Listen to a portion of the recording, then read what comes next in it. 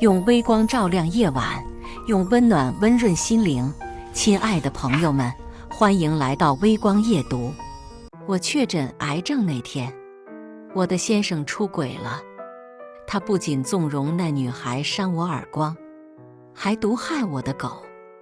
我心疼得睡不着觉，整夜流泪。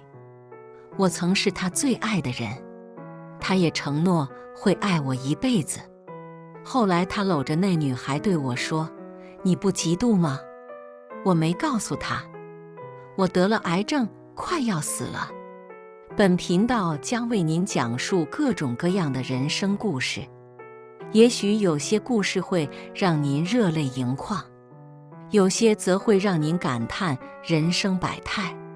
记得点击订阅并开启小铃铛。在我确诊癌症这天，我的先生出轨了。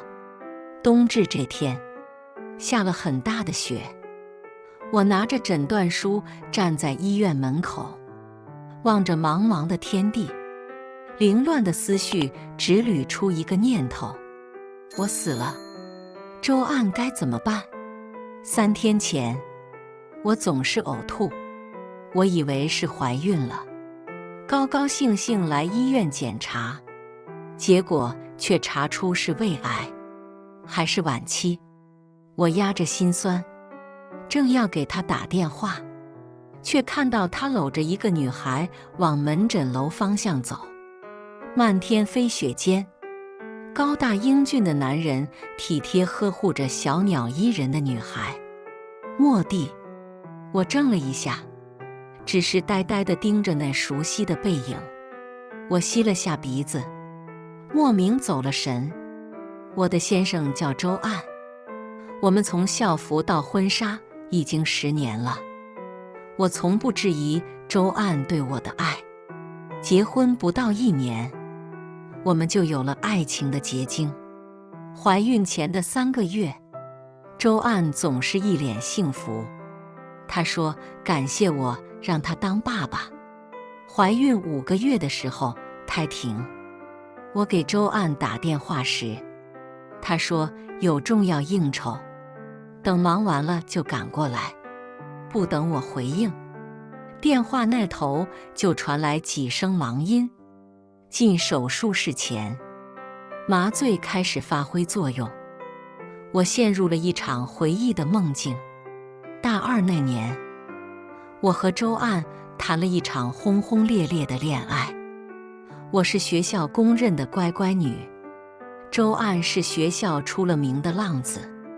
跟他在一起是所有人都出乎意料的，大概是因为他总是找我说话，总是出现在我面前。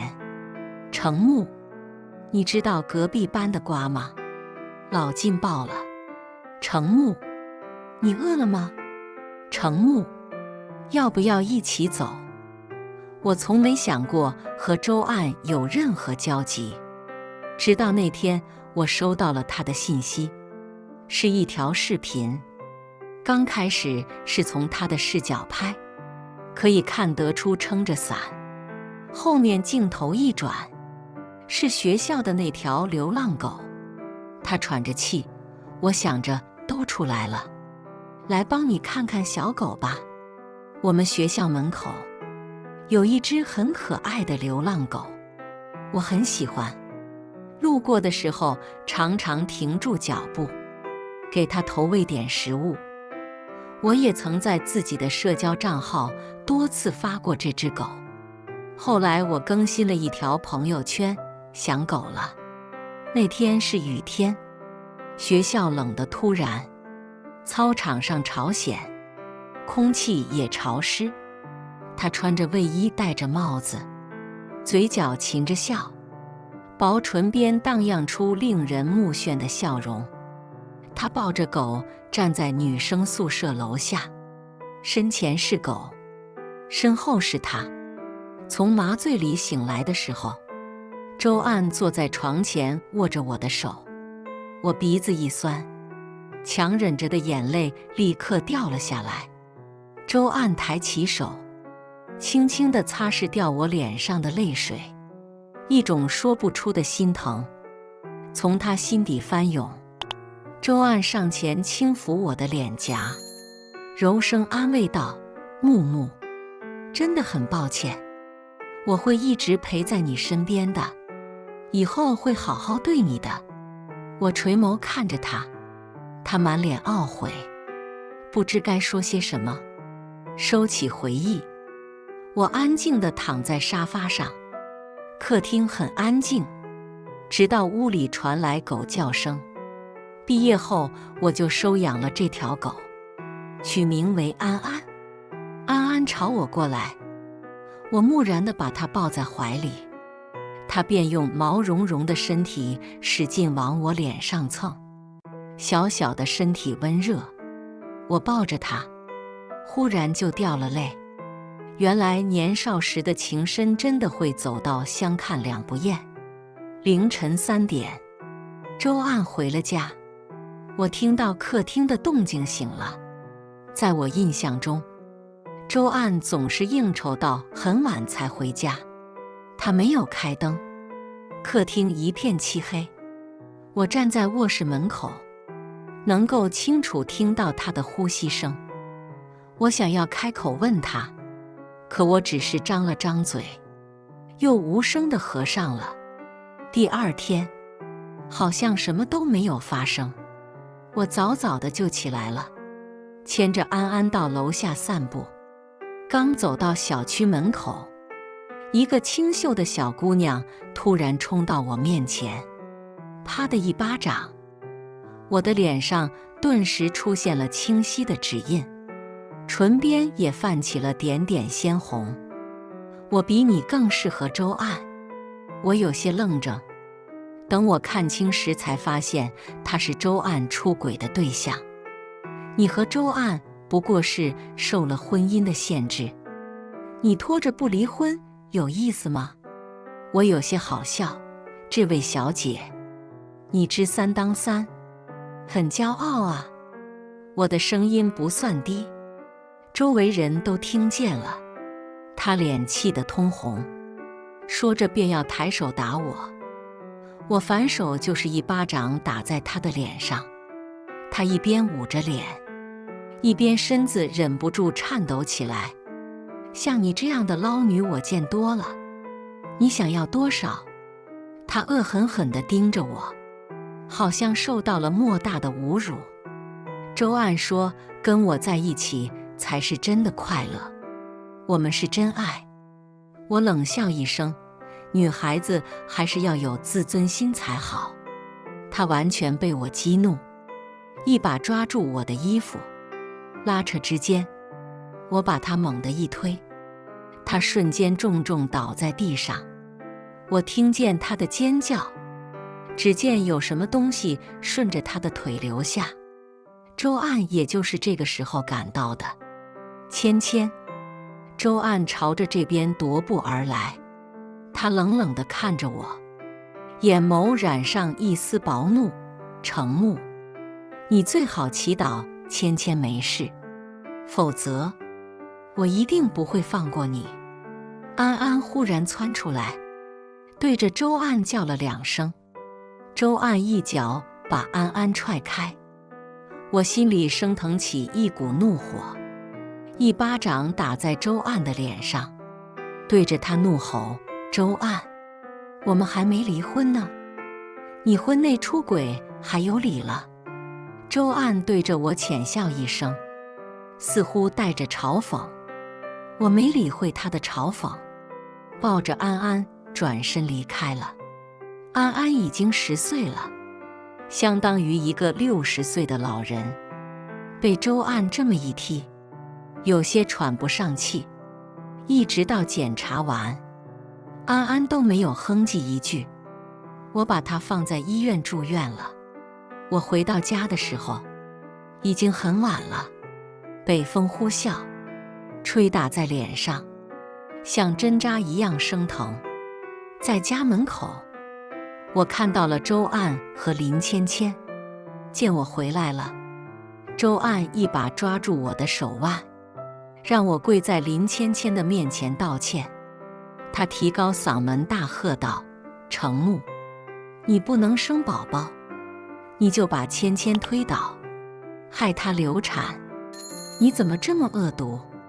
周岸一把将我推倒在地，我的呼吸变得急促起来，双手紧紧地握成拳头。我也不惯着他，疾步上前，扬起巴掌就打在他脸上，冷笑一声：周岸，我不能生孩子，到底是为什么？你忘了吗？周岸一直想要孩子，那时公司刚起步，我做完胎停手术的1个星期，跟着周岸去应酬，喝垮了身体。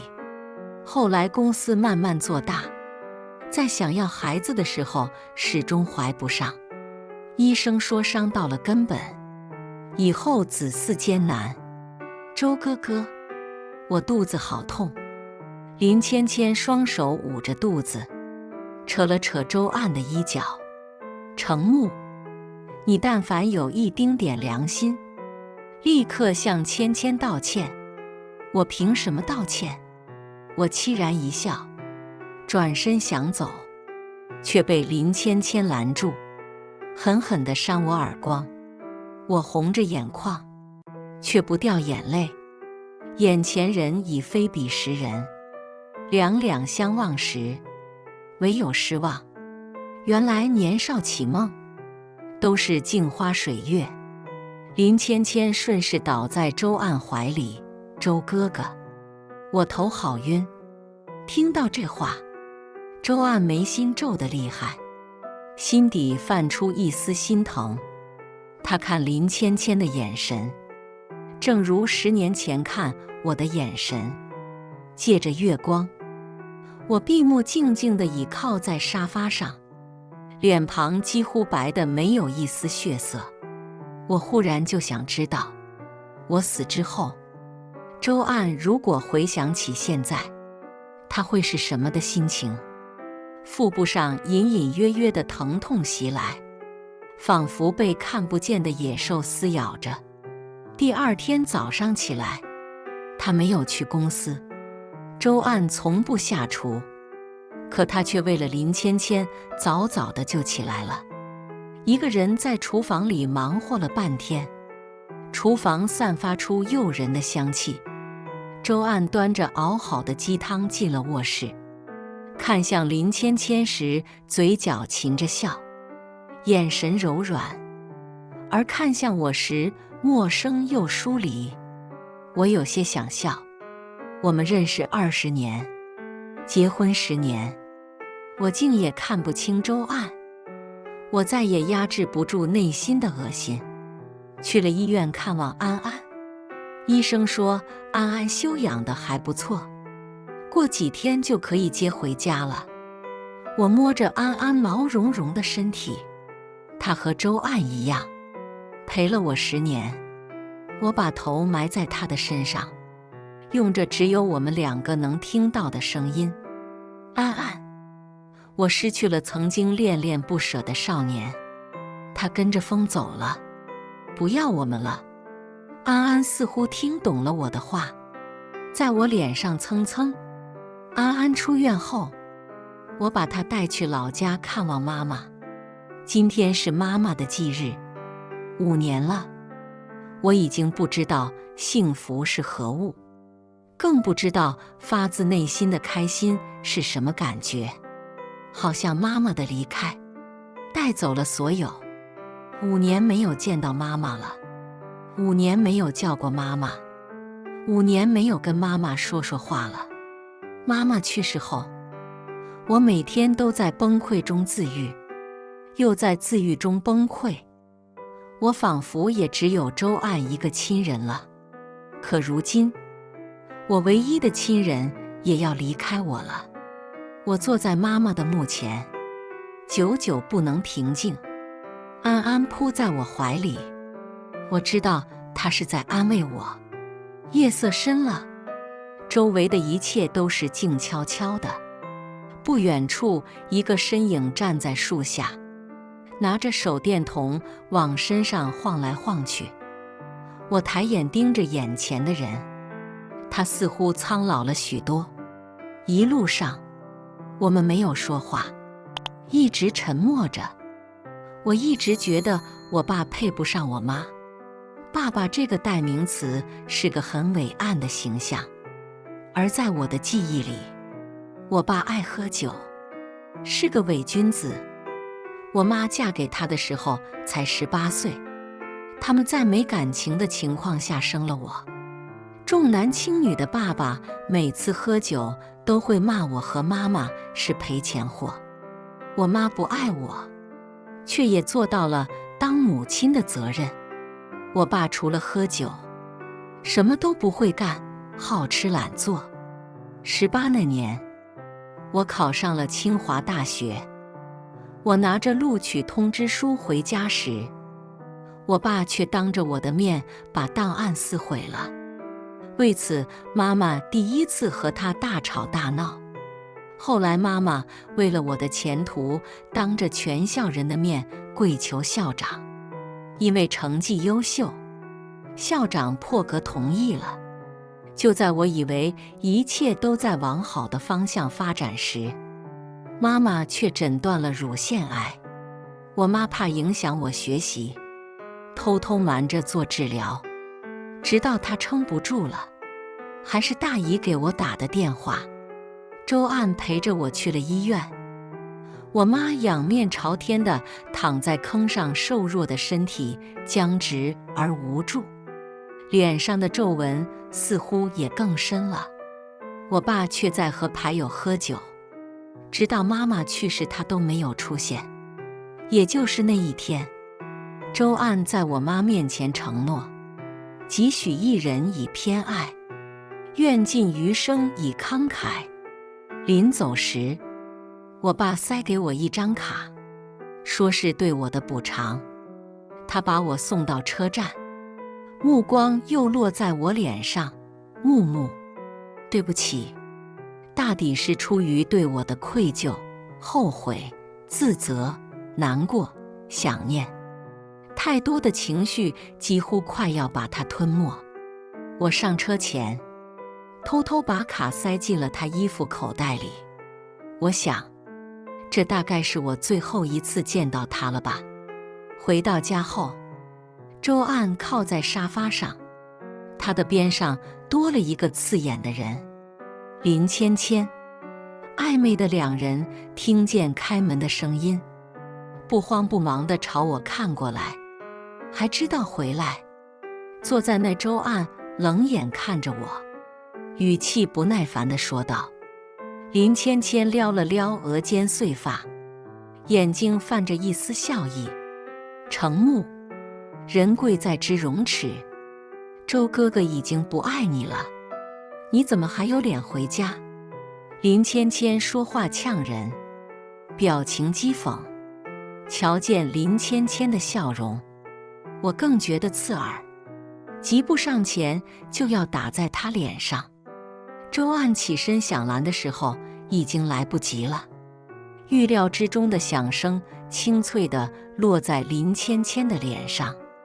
林芊芊捂着脸，眼眸泛着点点失意，委屈道：“周哥哥。”周岸朗声道：“程木，你真是够了。”我淡然一笑：“周岸，你别忘了，我们还没离婚。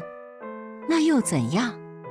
你还不是管不住自己的男人。”我看了一眼林芊芊，立刻将炮火转向她：“林小姐，可惜了，你学校不错，可惜你没有好好读书。换句话说，你就是蠢。再过几年，你也会跟我一样。”林芊芊脸色一阵青一阵白，她飞快地扬起手，一个巴掌打在我脸上。清脆的响声并未出现，我用力地抓住她的胳膊，我冷笑一声，一巴掌就打在她的脸上。这一巴掌比之前更用力，大力地让她脸颊疼得几乎麻木，嘴角也缓缓地渗出一抹血迹。程木，你……我抬头看向他，眼神犀利了起来。回到卧室，看着凌乱的床单，我有些犯恶心，跑到洗手间吐得天昏地暗。我在洗手台前听到安安的叫声，等我出去时，发现安安奄奄一息地躺在地上，口吐白沫。林芊芊看到我，有些挑衅地笑了。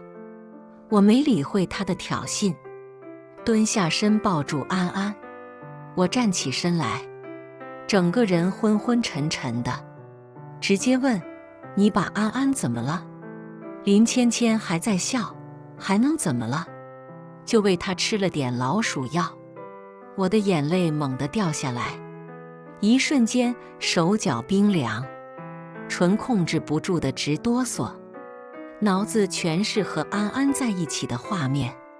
她陪伴了我10年，却落了个如此悲惨的结局。我拿起旁边的花瓶砸向林芊芊，随后拿起地上的碎片划破她的脸。啊！整个屋子回荡着林芊芊的叫声。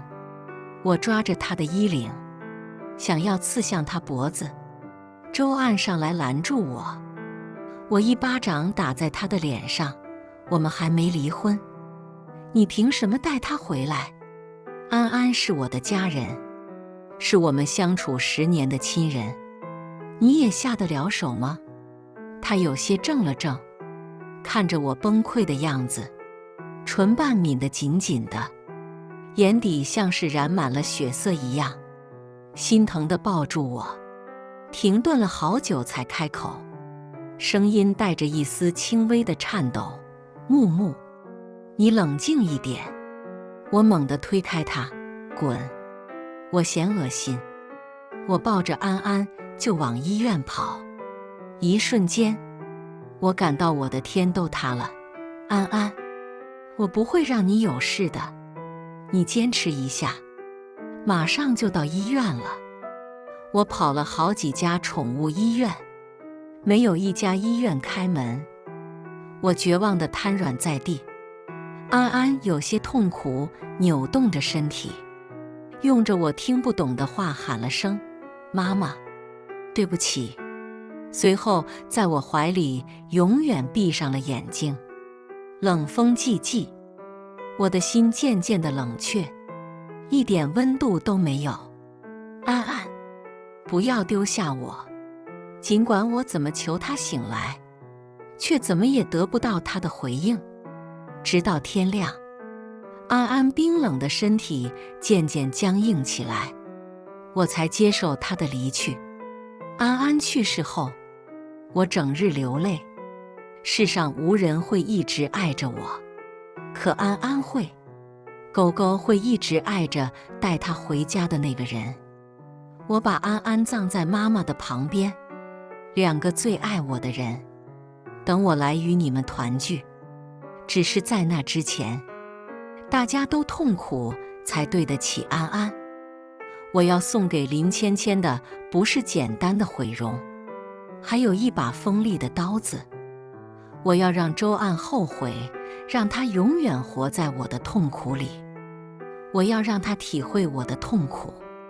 如果10年的感情都是泡沫，那么我要把利益最大化。我安葬好安安后，我主动见了一个我不想见的人。周岸，周岸，我们离婚吧。周岸好像清瘦了许多，他满眼通红，好似刚哭过。木木，对不起。安安他，我双唇抿紧，瞪大双眼。周岸，你有什么资格提安安？我们收养安安的时候，你怎么对我说的？安安就是我的孩子，是我们的家人。你被混混欺负的时候，是安安不顾一切救了你，他为了挨刀差点没命，你忘了吗？周岸有些哽咽，声音低柔道：对不起，木木，我错了，我混蛋，我不是人，我错了。我咬牙，狠狠侧过脸，闭上眼睛。周岸，你是过错方，财产的分割你即使告上法庭，你也分不到多少。周岸，你最好一辈子记得，安安是因为你没有的。周岸双手有些颤抖，明明我才是病人，他脸色却苍白无力。初秋的傍晚，绿叶渐渐泛了黄，桂花香依旧，深夜的星空一闪一闪的。我抱着安安的照片倚靠在沙发上，忽然眼前一亮，我仿佛看到安安朝我奔跑过来。我的身体也越来越不好了，严重的时候还吐血。离开了周岸，身上的枷锁好像得到了无形的释放。他把大半财产给我了。林芊芊脸上留了疤，他找周岸大吵大闹，要钱修复疤痕。可周岸看着他毁掉的脸，恶心至极，他们关系也破裂了。后来我把周岸和他长达2个小时的视频上传到网上，还有小视频中给林芊芊每个亲戚都发了一份。一时间网上全是他们的话题。有知情人爆出，林芊芊已经结婚了，还有个2岁半的女儿。那天周岸在家酒吧喝得大醉，回去的路上被人从背后套住黑布带，对着他就是一顿暴打，甚至还把他从楼顶扔了下去。周岸没死，却也落下了终身残疾。林芊芊被人指着鼻子大骂不要脸，娘家也觉得丢脸，和她断绝了关系。婆家偷偷把她变卖到缅北。我最后一次见到林芊芊的时候，是在新闻上，她全身被凌辱的没有一块好地方，烟头烫伤的疤，皮鞭抽打的疤。时间真是个了不起的东西，曾经相爱的2个人，如今宛如陌生人，还是最陌生的亲密人。我选择亲手毁掉它，一是为了给安安报仇，2是为了给我10年的青春一个交代。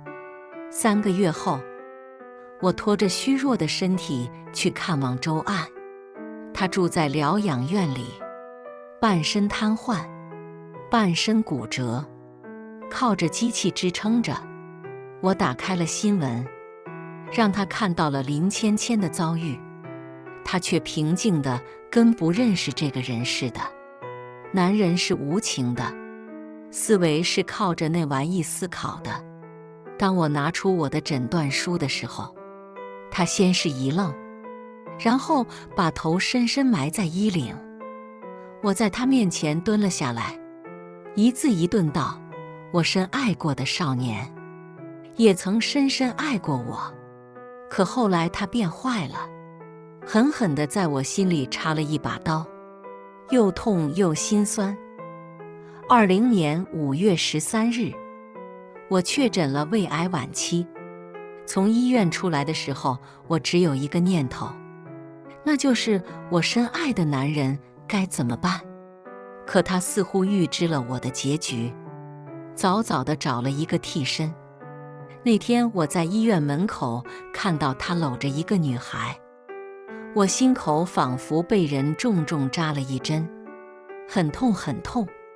6月9日，我拿着他的手机，发现了一个秘密，他出轨了3年了，难怪总是应酬不断，很晚才回家。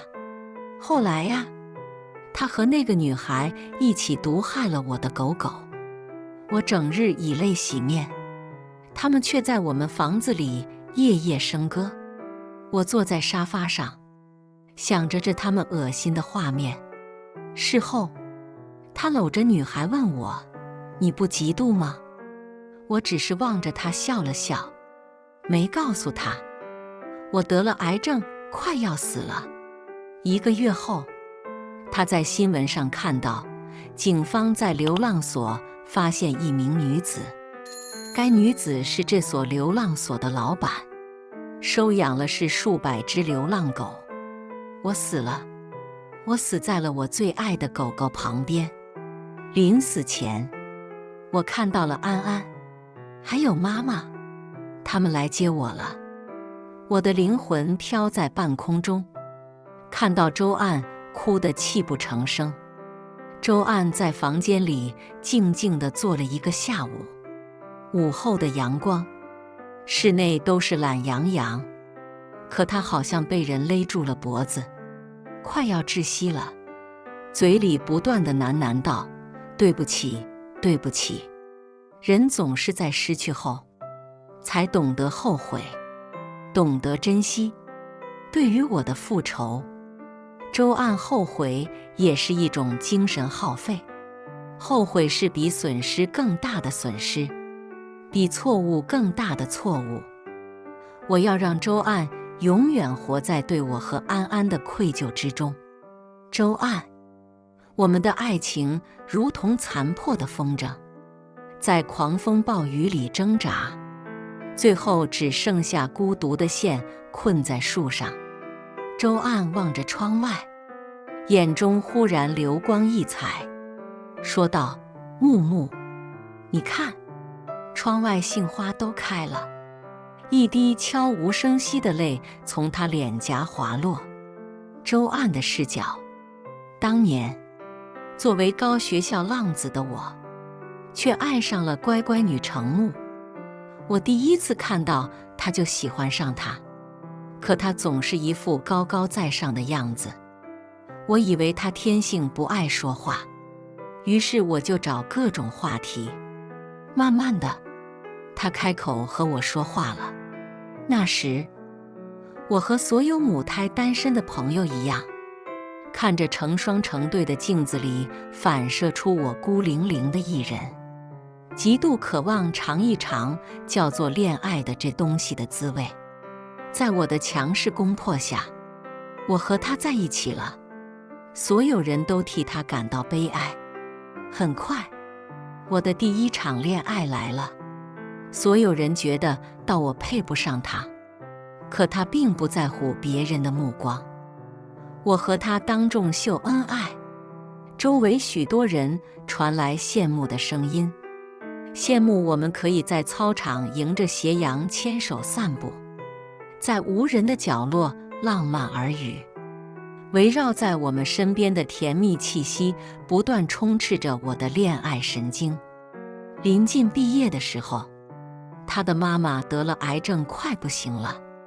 我陪着他去了医院，他小嘴抿着，虽然极力忍住不哭，但眼泪却不停地往下掉。在我的记忆中，他总是不爱说话，一副高冷的样子。就连我扯他头发，他也是望着我不说话。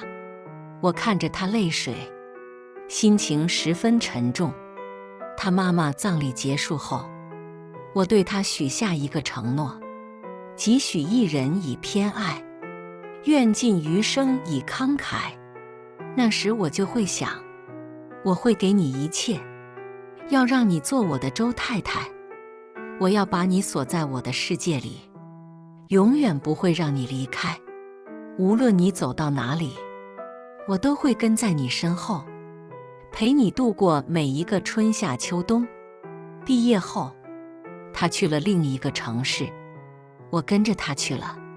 他在一家大公司实习，待遇也不错，而我却在街上做了一个小生意，生意还不错，我赚了一笔钱。我把它给了程木，程木拒绝了，我也没有强求。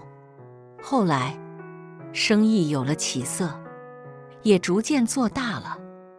我带着周木去全世界旅游，回来的时候，他有些遗憾，因为假期的原因，他没去成巴厘岛，那是他向往的地方。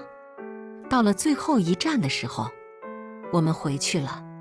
我承诺他，等我们结婚的时候就带他来。后来，我向他求了婚，也来到了他如愿以偿的巴厘岛。那天他玩得很开心，他说这次旅行是他最幸福的一次旅行。婚后1年，程木怀孕了，我和她都很开心。一次应酬中，我认识了一个女孩，不管是性格还是长相，都和程木很相似。她喝醉了，跟我表白，也许酒精的作用让我们犯了错，从此就一发不可收拾。程木5个月胎停，他给我打电话，我却说我在应酬。其实我和那个女孩在酒店，一直到凌晨我才赶到医院。我看着程木虚弱地躺在床上，嘴里不停地叫着我的名字，我有些愧疚。我握着他的手跟他道歉，他心软原谅我了。可这并影响我出轨。后来，我和那女孩谈起了地下恋情，我也变得不爱回家了。为了不让她怀疑，我回家的时候总是一身酒气。刚开始，程木会啰嗦几句，慢慢的他说心疼我，看着他关心我的样子，我却一点愧疚心都没有。甚至觉得他配不上现在的我了。他已经30岁了，比不上那些年轻女孩。当他发现时，我竟发现我冷静得出奇。对于他的质问，我索性听不见，任由他和那个女孩厮打起来。直到后来，那个女孩因为流产导致情绪失控，她让我抓着安安，把安安的嘴撬开，他从包里掏出一瓶老鼠药，喂给了安安。我就这样一步一步被他牵着鼻子走。程木从卧室出来的时候，安安只剩下一口气。我看着程木哭得撕心裂肺，忽然想起多年前在他母亲墓前许下的承诺，我的心里泛起了一丝涟漪，感觉一阵刺痛。安安去世后，我2个月没看到他了。我发了疯地找他，却找不到他的一点痕迹。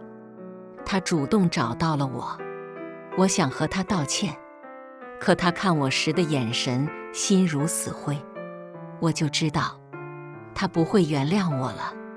他提出离婚的时候，我没有犹豫，我把所有财产都给他了，算是给他的补偿。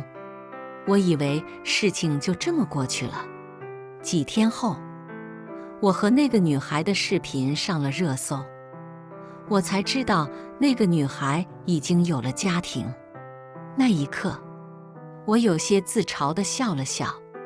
这么年，我一直被她耍得团团转，不仅伤害了程木，还害得安安不得善终。我后悔的时候已经为时已晚。那晚我借酒消愁，半夜回家的时候被人绑到顶楼，他们对我一顿乱打，甚至还将我推下楼。都说好人比坏人长命，坏人活1000岁。从那么高的楼顶扔下来，我都没死，只是落了个终身残疾。得知程木快要死的时候，后悔和自责交集在一起。我恨为什么死的不是我，明明我才是那个该死的人。程木的一字一句都让我无法平静，时刻提醒着我过去犯的错，如果有来世就好了。程木，你能原谅我吗？故事完。接下来是我们本期第2个故事。确诊癌症那天，裴离将离婚协议书甩在了我的脸上。我笑着说，再等等。裴离一巴掌把我扇倒在地，歇斯底里，为什么死的不是你？只因我与裴离的白月光同乘一辆车，出了车祸，他死了，而我却只是轻伤。我垂下眼眸，没有说话。再等等，我就会死了。出车祸那天，我身体不适，裴离的白月光苏荷不知为何竟好心想送我去医院，我没有拒绝，只是去的路上却出了车祸。被送到医院时，苏荷受了重伤，抢救无效死亡，而我只是轻伤。一纸诊断书却把我的希望全部打碎。我确诊了癌症，胃癌晚期，只有6个月可活。医生让我开朗点，积极配合治疗，说不定能活得更久些。我苦笑，我还有活下去的理由吗？我从医院回家，裴离早已把自己喝得烂醉如泥。密闭的房间内充斥着烟和酒的气味，站在远处就能听到裴离嘴里呢喃着苏荷的名字。大概是知道了苏荷的死讯，才喝得这么醉的吧。裴离是最近很火的流量小生，他一向很注意形象，从来没有如此狼狈过。我和裴离是隐婚，为了他的事业，在外，我只是他的经纪人，一个毫无关系的经纪人。我将躺在地上的裴离扶起，想将他安置到床上，却不想吵醒了裴离。他一醒来，什么都没说，便将我推倒在了地上，眼睛恶狠狠地盯着我。我缓缓站起身，对他的态度已经习以为常。现在的我只想先给裴离煮碗醒酒汤。这时，桌子上的花瓶被砸在了我的脚边，溅起的碎片割破了我的脚腕。我疑惑转身，看向裴离，想阻止他发酒疯。迎面而来的却是裴离狠狠的一巴掌。我猝不及防被扇倒在地，还来不及收拾的花瓶碎片扎进了我的手掌。他歇斯底里，为什么死的不是你？我笑了，原来是在怪我。他的白月光死了，而我却好好的站在他面前。你别发疯了，你好好冷静一下吧。说完，我便捂着受伤的手走出了房间。我想，既然这么爱苏荷，为什么不跟他一起去死？我处理完手里的伤口，看着缠着绷带的手，若有所思。我和裴离是在大学的时候相遇的，我是比裴离高1届的学姐，和他的第一次见面发生于一场乌龙。那时的裴离高大帅气，是学校里校草级别的人物。我一心学习，去图书馆的时候，路过篮球场，遇到了打球结束的裴离，手中的矿泉水被裴离抢过，被他一饮而尽。他说：“谢谢姐姐的水。”当时的我被青春洋溢的他迷了眼，后来才知道他把我误认为了给他送水的迷妹。那时候我们的爱情真的很单纯，他和我都对彼此有好感，理所当然便在一起了。客房的门被推开，裴离一脸怒意，将一份离婚协议书甩在了我的脸上。我苦笑，离婚协议书5个字深深刺痛了我的心。苏荷都死了，你难道还想娶她吗？裴离没有回答我的话，反而冷冷地看着我。签了这份离婚协议书，这个房子我会给你，另外我会再给你100万，我们也就两清了。我不可置信地看向裴离，两清？他有什么资格跟我说两清？裴离很幸运，毕业没多久便因为长得好看被星探挖到，而我也义无反顾地放弃了我的梦想，追逐他的身影，成了他的经纪人。长得好看的明星娱乐圈一抓一大把，裴离这种没名气、没演技，只有一张脸看得过去的明星一文不值。是我拉下面子，到处求人，才换来了裴离的一个个曝光的机会。可以说，裴离有今天，一半都是我的功劳。他现在却想跟我两清，他欠我的又何止这些？我不会签的。我直接撕毁了那份离婚协议书。裴离急不可耐，想摆脱我。就算我只剩下6个月，我也不会轻易让他好过。裴离更生气了，他似乎没想到我会直接撕了离婚协议书，但是他又拿我没办法。明面上，我还是他的经纪人，门被狠狠地关上了。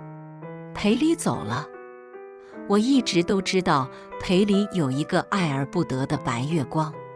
苏荷为了他的学业离开了裴离，跟裴离在一起后，他一直会夸我眼睛很好看。我知道，不是我的眼睛好看，而是我的眼睛像苏荷，也是我全身上下唯一像苏荷的地方。后来，我们结婚了，我时常会听到他在梦里喊着苏荷的名字。他自始至终都没放下过苏荷，但是我对现在的生活很满意，至少他还在我身边。我们已经结婚了，我们会好好过下去。没想到，裴离火了之后，苏荷回来了。他说他后悔了，他还爱着裴离。可是我和裴离已经结婚了，他怎么可以如此不知廉耻？自从苏荷回来，裴离就再也没有和我睡在一起过。我笑他，现在倒想起为苏荷守身如玉了。那当时为什么要向我求婚？不过当时我手里还有资源，对裴离的星途很重要，他还没有到跟我撕破脸的地步。现在不一样了，他可以轻而易举地一脚把我踹开，毫无感情对我说两清，真是可笑。我和裴离谈了6年，结婚4年，也比不过苏荷的一句我后悔了。我在裴离身上花了整整10年啊，我又有多少个10年可以浪费？手里医院的诊断书已经被我揉皱了，诊断书上的字，我看了一遍又一遍。多希望是我自己看走了眼，多么希望是老天爷给我开的一个天大的玩笑。有那么一瞬间，心态就崩了，对生活失去了信心，彻底绝望，看不到未来的希望，哭都哭不出来。不知道看了多少遍，闭上眼睛，诊断书上的字我已经倒背如流，我还是不敢相信这是真的。我没有把这件事告诉裴离，想来他也不会为我心疼一分，他只会幸灾乐祸，说这是我作恶多端的报应。我是个无父无母的孤儿，从小就受尽了身边人的冷眼，只有裴离会对我笑得明媚。我原以为裴离是拯救我的一束光，现在想想，应该是把我从一个地狱拉进了另一个地狱。我原本以为裴离闹闹也就过去了，没想到他竟然真的会报警，把我以谋杀苏荷的罪抓进了警局。他想把我关进去，让我为他的白月光抵命。不过，他的目的并没有实现。警察自然不会糊涂到他没有证据的三言两语而给我治罪。这一场乌龙最终以警察将我无罪释放结束。因为裴离是公众人物，要是这件事传出去，必定对裴离会造成影响。我还特意嘱咐警察，让他们不要传出去。这几天，裴离没有来烦我，因为苏荷要下葬了。他现在是大明星，他不能公然出现在苏荷的葬礼上。于是，他将所有的气都洒在了我的身上，一回来就对我冷眼相待。我没生气，甚至一个眼神都没给他。小孩子闹脾气罢了。我以为乱砸东西，对我又打又骂，已经是他胡闹的唯一手段了。我没想到他会干出更过分的事。那天，我如往常一般回家。这天，裴离已经提早回了家。我回家的时候，家里的灯都关着的，昏暗的光线从窗台照进来，照在了客厅里苏荷的黑白遗像上，而裴离则坐在客厅的沙发上，抽着烟。整个客厅乌烟瘴气，我被吓得一抖擞，拿起身上的背包就向裴离砸去。你到底还要发什么疯？我气得发抖。他缓缓拿开砸在他身上的包，平静地说：“他怕冷。”我冷笑：“是啊，他会记得他怕冷，所以也不顾我反对，也要把他的遗像带回家供着。那我呢？他从来没记住我喜欢什么，我不喜欢什么。”啪的一声，灯已经被裴离打开。突然的强光刺得我眼睛有点睁不开。只见裴离已经拿起香开始祭拜。轮到你了。他看向我，冷冷开口。我无视他说的话，一把将苏荷的遗照拍落在地。闹够了吧？闹够了就回去睡觉。裴离生气了，一巴掌打在了我的脸上。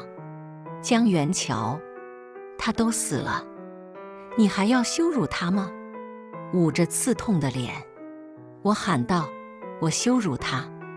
我要是真想羞辱他，我就会对媒体说她怀了你的孩子，让你们两个都身败名裂。”听到我的话，裴离不敢置信地退后了几步。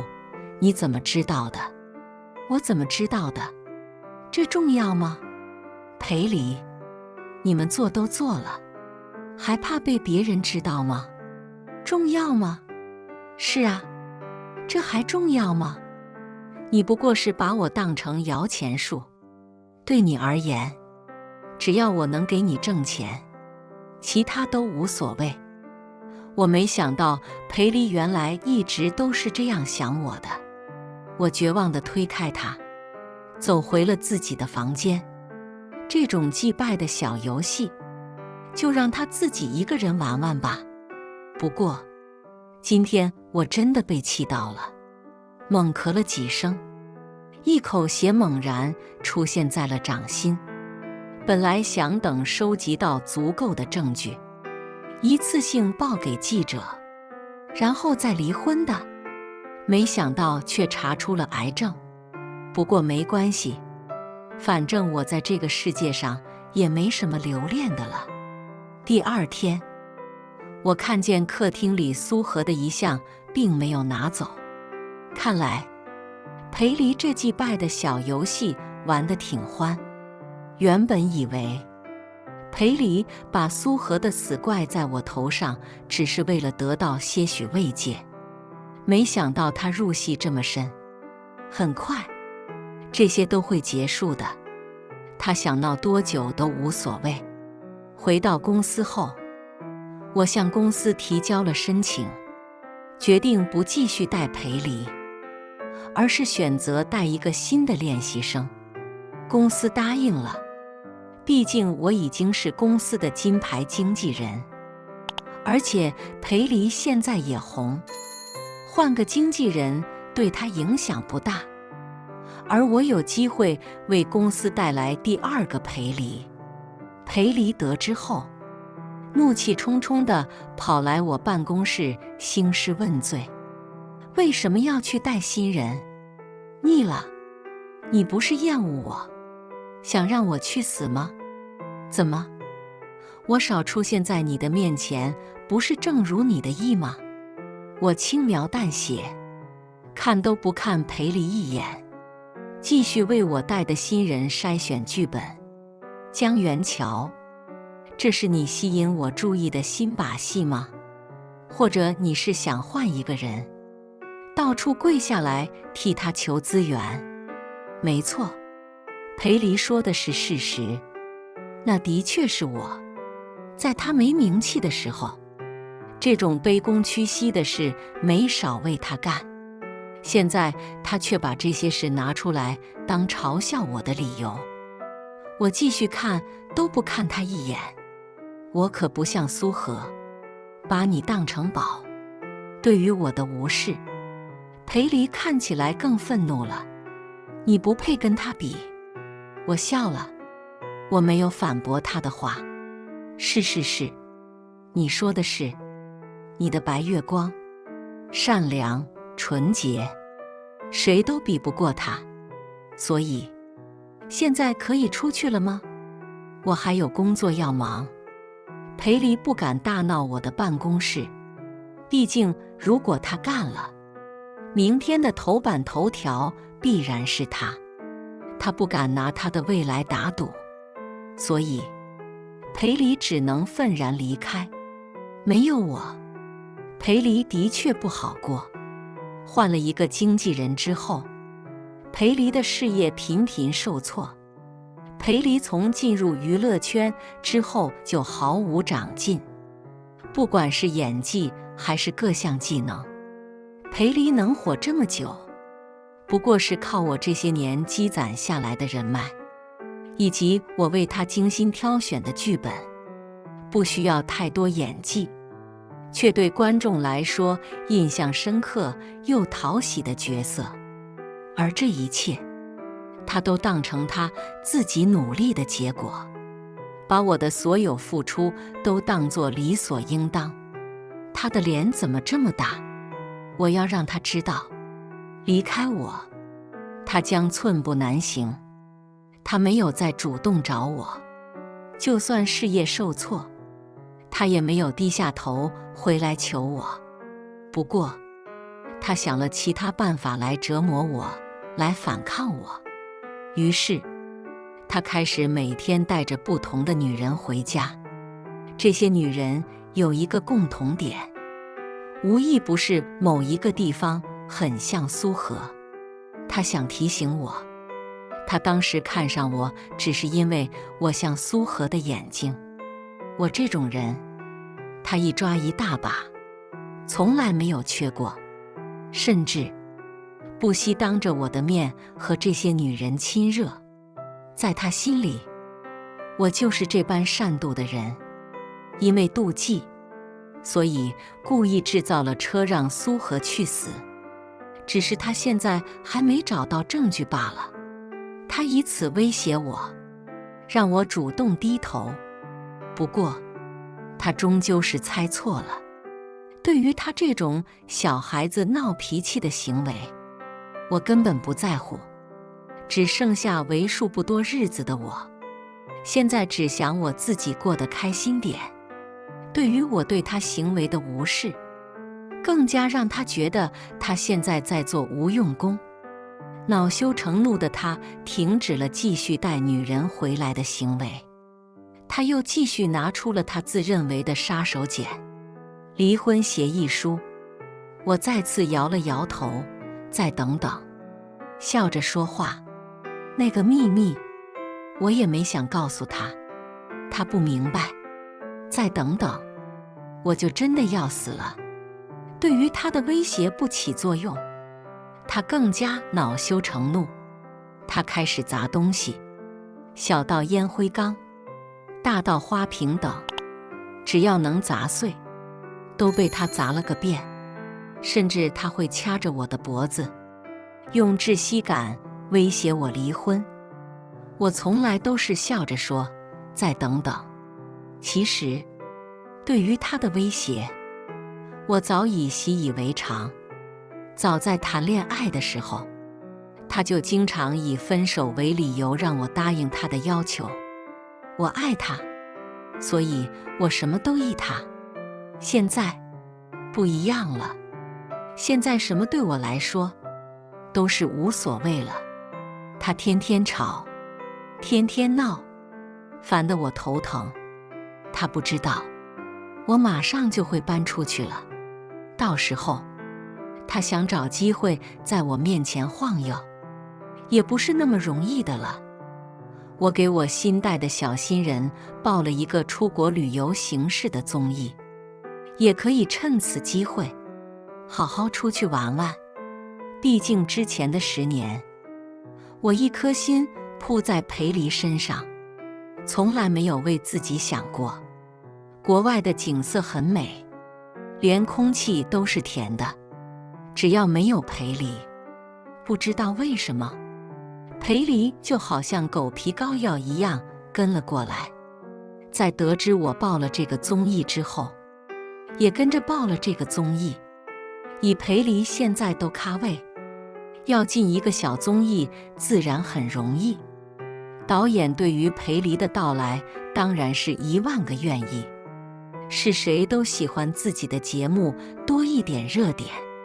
知道了我对他的态度之后，裴离似乎更加疯狂了，竟然公然和小综艺女明星搞起了暧昧。本来一直自视清高的他，开始在网上炒 CP， 导致他的一大波女友粉纷纷脱粉。其实我和裴离也有一段幸福的日子。刚在一起的时候，裴离真的对我很好，基本上对我有求必应，就连学校表白墙上都有很多我们的狂热 CP 粉。每每回忆起那段时光，我都是笑着的。我问他，等我老了，你还会爱我吗？他也曾宠溺地摸摸我的头，温柔地对我说，就算你7老80了，我也会再次对你一见钟情。这些话到了现在却是如此的可笑。裴离不知道，其实我除了有一个身为他经纪人的账号外，我还有一个从大学就开通的账号。账号上我时常会分享一些有关我和裴离恋爱时的故事，一些我偷拍的2个人的甜蜜瞬间。这个账号我也收获了很多粉丝和祝福。随手点开一条，那是一张一个少年安静地靠在树下打瞌睡的照片，虽然有些模糊，但却十分唯美。这是我偷拍的，只记得那天，我悄悄地靠在睡着的少年肩上，却无意间吵醒了熟睡的少年。少年也不恼，宠溺地点了点我的鼻尖，然后闭上眼睛，任由我抱着他的手臂靠在他的肩上。曾经，少年也曾许诺我，给我永远。为什么你食言？却是我在接受惩罚。不知道从什么时候开始，明明不是陌生人的我们，却变得比陌生人还要陌生。回想起过去在一起的那些美好回忆，就算到了现在，我还不禁想要哭泣。我曾相信你是我最后的爱情，过去在一起的那些美好时光，到现在会变得如此讽刺。我也曾相信爱情，换来的不过是这颗满目疮痍的心。我已经不再期待其他东西，为何这一切变得如此？无法回到过去。我在账号上留下了一句话：向日葵最终也会有一天主动放弃太阳，便毫不犹豫地退出来账号。简单的画面，简单的情节，也能换来网友的祝福，甚至他们比我都确信裴离爱我。可惜，他们要失望了。18岁的裴离的确爱我，我也曾爱他，爱得热烈，爱得义无反顾。我们也曾如此的相爱。可是，我累了。时间让这份爱变得不再单纯，我们都低估了时间的善变，才轻易让原本浓烈的东西变了质。我们都变了。裴离本就年轻，意气风发，他现在的地位和身价，他人的赞美让他膨胀得得意忘形，根本没有意识到梦终究是有会醒的一天。而我的小心翼翼，卑躬屈膝，没有了原本的骄傲，也失了自己开始的模样。现在的我只会让他感到烦躁，甚至厌恶。这个时候，白月光的出现，他自然情不自禁，彻底沦陷。想明白以前不懂的道理后，我的心一下子舒服了许多。有些事能想通，也能接受，只是没有那么容易释怀。我笑了，后来才知道，难过到极致不是哭，而是笑。我只剩下3个月的时间了，胃癌晚期的所有症状都慢慢在我身上显现出来。恶心、呕吐、头疼、头晕、吐血，这些已经成为了我的家常便饭。我不得不停止所有的工作，接受治疗。我辞去了经纪人的工作，也注销了经纪人的账号。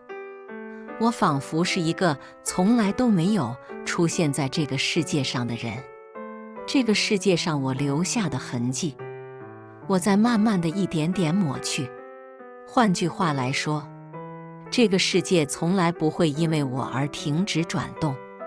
那天，我是最后一次回那个和裴离一起生活了数年的家。裴离接到消息，刚好拦住了收拾好东西准备走出家门的我。你到底想闹什么？裴离紧紧地拽住我的手，我甩开他，拉住我的手，一脸平静地将离婚协议书递给他。一切都如你所愿，离婚协议书我已经签好了，我放过你了，也请你放过我。本想再纠缠一会儿裴离，哪怕只有最后几天，但是我还是放弃了。现在想想也可笑，绑着一个不爱自己的人，我也不会快乐的吧。裴离接过离婚协议书，有一瞬间的呆愣，大概他也没想到我会如此平静地把离婚协议书签了吧。突然，裴离一下子情绪激动了起来。我后悔了，我不想离婚了。你不是把我当摇钱树吗？我愿意把所有财产都给你。你别跟我离婚好吗？我笑了，一巴掌打在了裴离的脸上。在你心里，我就是这样的一个人吗？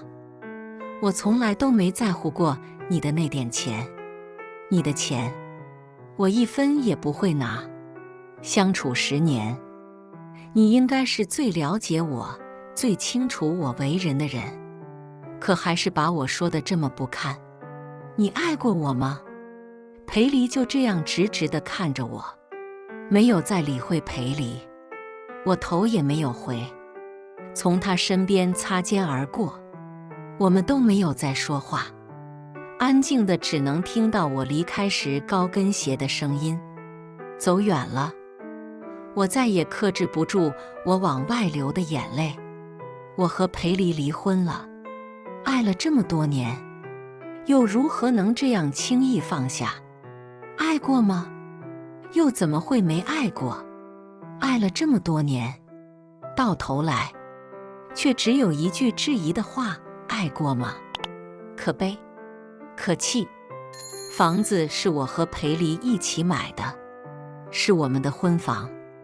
刚开始的裴离事业并不起色，我们甚至连房租都交不起，房东一直催着我们交租，我只能低声下气求他再等等，过几天一定会上交房租。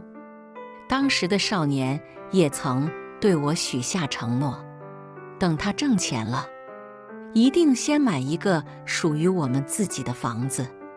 小男生说的话就是那么甜，他说什么都是这么真诚。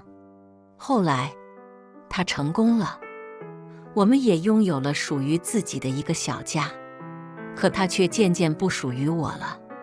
我也要死了，我也不清楚，我和裴离到底是从什么时候开始变了。明明曾经说句情话都会脸红心跳加速的两人，现在却如此分道扬镳。慢慢才明白，过度的热情就像热水氧化。我将裴离的所有联系方式都拉黑了。裴离，你知道吗？迟来的阳光救不了枯萎的向日葵。我住进了医院，开始接受一系列的治疗。打开电视剧，可以看见裴离还是跟往常一样光鲜亮丽。我的离开甚至对他产生不了任何影响。我从来没有想过会轻易原谅裴离。助理谨慎地问我：江姐，真的要发吗？你真的舍得吗？看着我平静的眼神，助理连忙解释：江姐，我不是想劝你放弃，只是发了之后，裴老师就真的完了，我怕你到时候会心疼后悔。助理一直就很清楚我为裴离做的一切，以及我有多爱他，爱得多么卑微。回答他的只是我平淡的一句：发吧，我只是一个将死之人，没什么可后悔的。有些事做过了就该付出代价，并不是你轻描淡写地说一句我会改的，就能洗白自己。我没有注销那个秘密账号，那里保留着我最美好的回忆，算是给我仅剩的一点时间唯一的念想。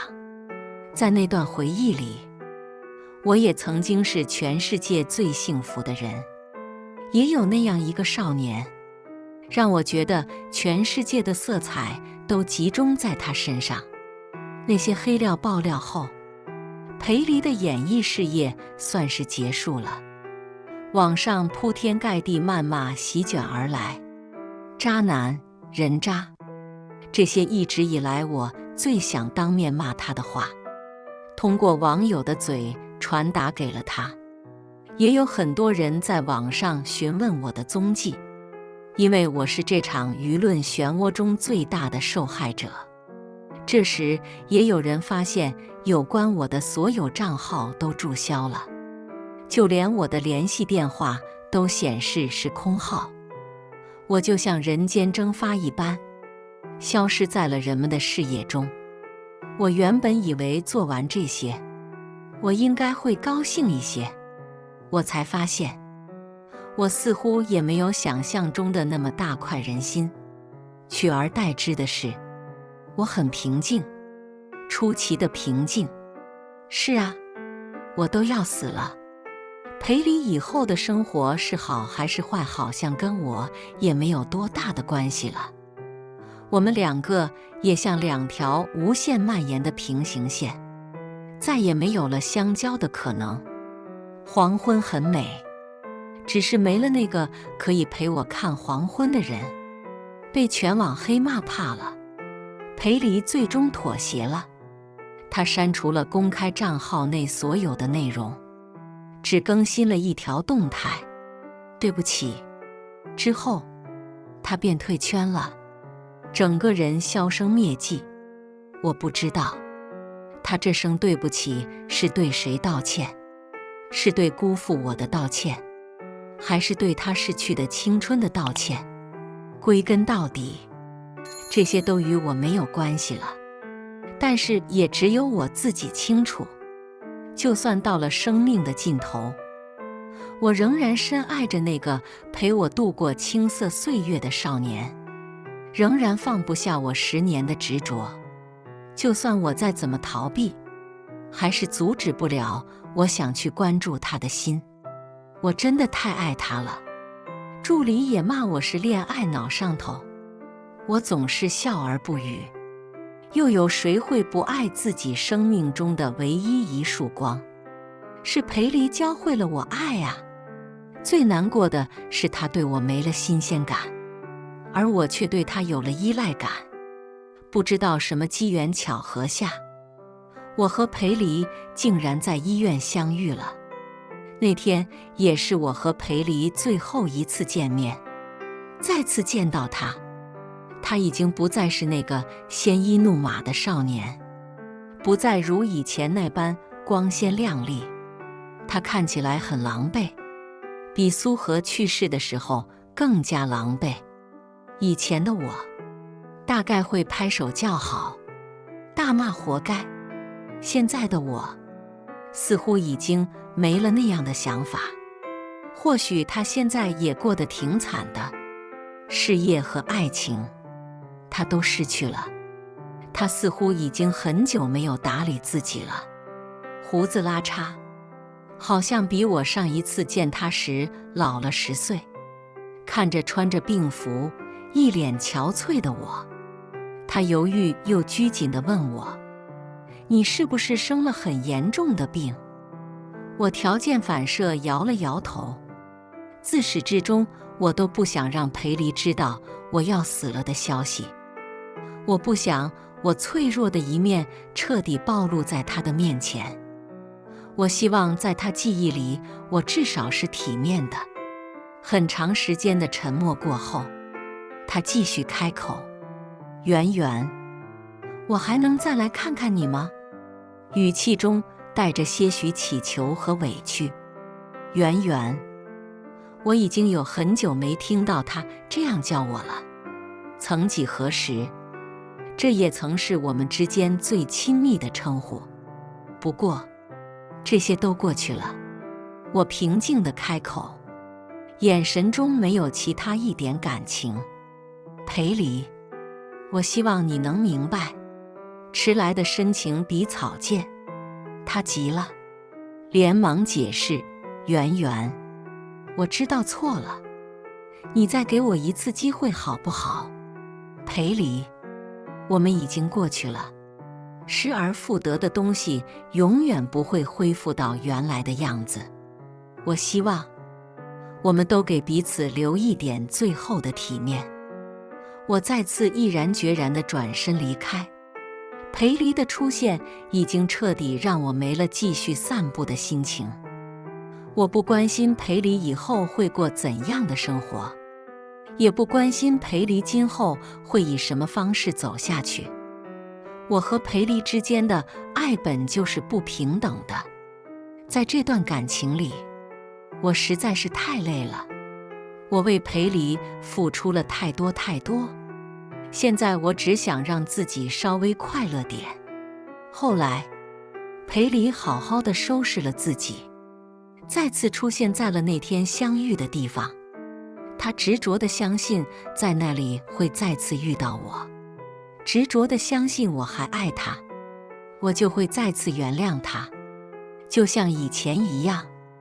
只要他稍微服个软，我便原谅了他，给了他再次伤害我的机会。没等到我，他也不恼，第二天还是会继续在那个地方等我。我时常会透过窗户，就这样呆呆地看着他，直到他离开的背影。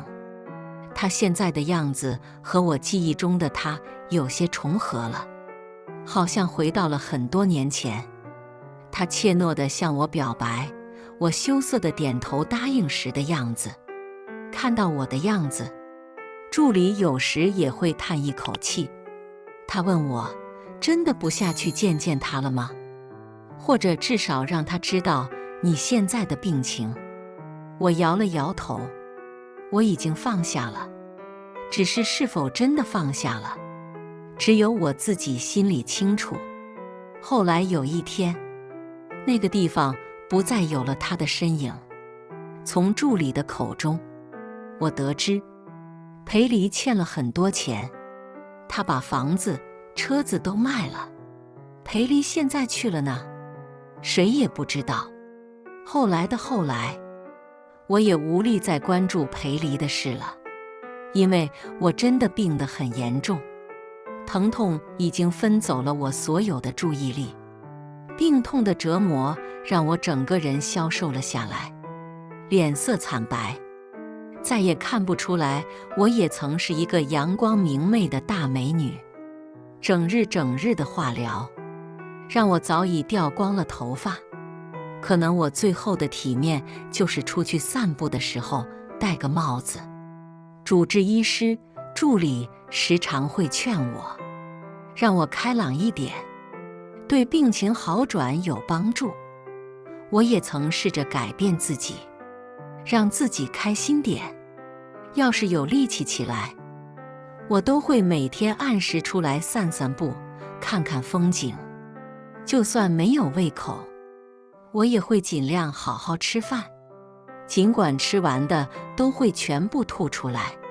医院真的是一个残酷的地方。前一天还在安慰我一切都会好起来的人，第二天就被送进了 ICU， 最后还是抢救无效被拉了出来。我见证了太多人从我的面前一闪而过，每天都是如此，没有改变过。我从来没有这么清晰地感受到，原来人的生命是这么的脆弱，脆弱的还没开始反抗就已经失去了。在生命面前，一切东西都变得不那么重要了。医院的墙比寺庙听过最真诚的祈祷，在医院最不缺的就是跪在地上祈求上苍的人。从来不信佛、不信命的人，此刻也跪在了地上，闭眼默哀。又有谁不惧怕死亡？只是最后所有的希望都破灭了，不得不坦然面对死亡。我也曾祈祷医学奇迹也能发生在我身上，可是世界上又哪有这么多奇迹？癌细胞还是一天天在我体内扩散，我再也没有了下床的力气。还好，助理给我请了护工，不然我还真的处理不了尿床这种事。每护工给我导尿，我都能感受到前所未有的羞耻。护工看出了我的窘迫，安慰我：“小姑娘，没事的，你只是生病了。”我也曾听到护工在背后与他人一起惋惜，多好的一个姑娘啊，年纪轻轻，怎么就得了这病呢？每听到这些话，我都抬头，强忍着眼泪不流出来。在护工不在的时候，我也会忍不住放声大哭。我也只是一个不到30岁的姑娘啊，我还有大好的青春没有体验，我真的很想活下去。隔壁病床曾有一个就比我大几岁的姐姐，她的乐观感染了我。有一段时间，我也对未来充满了希望。她说，曾经她是一个很胖的人，她想减肥，她什么方式都尝试过了，不吃饭、运动、吃减肥药，还是一点效果都没有。但是现在不一样了，化疗之后，她就瘦下来了。她现在多苗条，多漂亮，多少次，我都觉得奇迹会在这个乐观的姐姐身上出现，但是并没有。后来，她也死了。后来的后来，我也不行了，我不能自主呼吸了。医生对我进行了气管插管，进食也换成了流食。更多时候，我都是在昏迷中度过。那一天，我缓缓从昏迷中醒来，我费力地用手比划着问护工：“今天是几月几日了？”护工费了很大的劲才明白我的意思。他说：“今天是5月17。”原来今天是5月17了呀！可能我这辈子都忘不了。5月17也是我和裴离第一次相遇的日子，永远都忘不了。他抢过我手里的水，朝气蓬勃地对我说：“谢谢姐姐的水。”猝不及防的心动从一开始就覆水难收。我将护工支开，一脸茫然地看向窗外。今天的风很大，吹散了很多人。我一直觉得裴离身上有一束光，让我黑暗迷茫的生活从此有了方向。直到在生命的最后一刻，我才醒悟他身上没有光。所谓的光，就是我带着满满爱意看向他的目光。不爱了，所以光也消失了。不知过了多久，我慢慢闭上了眼睛。这场自救的仗，我不想打了。耳边传来心电图变成平缓的一条线的低声，之后是很慌乱、吵杂的声音，有护工的声音，也有医生护士的声音。我想大概是在抢救我吧。可是他们叫不醒装睡的人，同样也救不回一心求死的人。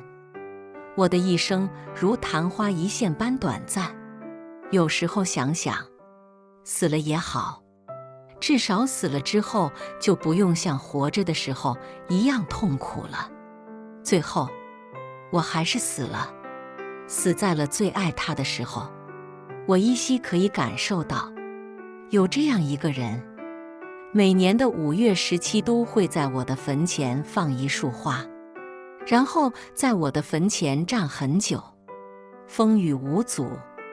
感谢大家的观看，如果你喜欢这类故事，还请点击订阅微光夜读，并分享给更多的人，这会对我帮助很大。再次感谢大家的观看。